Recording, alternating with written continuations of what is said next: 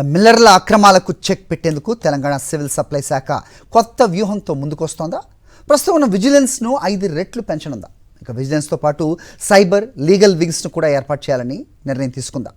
వేల కోట్ల రూపాయల ధాన్యం దారి మళ్లినట్టుగా గుర్తించిన అధికారులు ఇప్పుడు ఈ స్పెషల్ వింగ్తో అడ్డుకట్ట వేస్తారా? అక్రమాలకు అడ్డుకట్ట వేసేందుకు ప్రభుత్వం తీసుకోబోయే కొత్త చర్యలేంటి? What's this? Telangana civil supply శాఖల్లో అక్రమాలకు చెక్ పెట్టేందుకు ప్రభుత్వం కీలక నిర్ణయాలు తీసుకుంటోంది.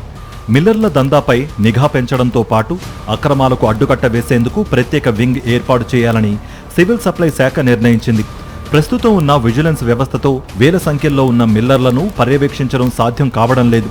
రాష్ట్రంలో దాదాపు 3,000 మంది మిల్లర్లు ఉండగా వారిని పర్యవేక్షించేందుకు దాదాపు 30 మంది విజిలెన్స్ అధికారులు మాత్రమే ఉన్నారు. ఇంత తక్కువ సిబ్బందితో పెద్ద ఎత్తున జరుగుతున్న అక్రమాలను పూర్తి స్థాయిలో అడ్డుకోవడం కష్టంగా మారింది. దీంతో విజిలెన్స్ వ్యవస్థను బలోపేతం చేయాలని ప్రభుత్వం భావిస్తోంది. ధాన్యం అక్రమ రవాణా, దారి మళ్లింపు, రికార్డుల్లో అవకతవకలు వంటి వ్యవహారాల్లో టెక్నాలజీని ఉపయోగించి నిఘా పెట్టేందుకు సైబర్ వింగ్ ఏర్పాటు చేయాలనుకుంటోంది. అక్రమాలకు సంబంధించిన కేసులను వేగవంతం చేసేందుకు ప్రత్యేక లీగల్ సెల్ ఉపయోగపడుతుంది.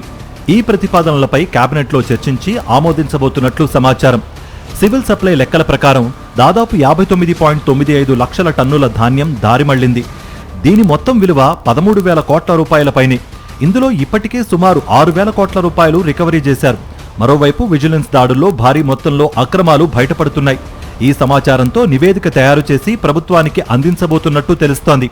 అయితే ఇదే సమయంలో కమిషనర్ స్టీఫెన్ రవీంద్రపై ఒత్తిడి పెరుగుతున్నట్లుగా చర్చ జరుగుతోంది. మిల్లర్లపై సీరియస్ యాక్షన్, రికవరీ విషయంలో కఠినంగా ఉంటున్న ఆయన్ను పదవి నుంచి తొలగించాలంటూ కొందరి నుంచి ప్రభుత్వంపై ఒత్తిడి వస్తున్నట్టుగా ప్రచారం కూడా జరుగుతోంది. మరిన్ని అప్డేట్స్ కోసం ఛానల్ ను సబ్స్క్రైబ్ చేయండి. నోటిఫికేషన్స్ కోసం బెల్ ఐకాన్ పై క్లిక్ చేయండి.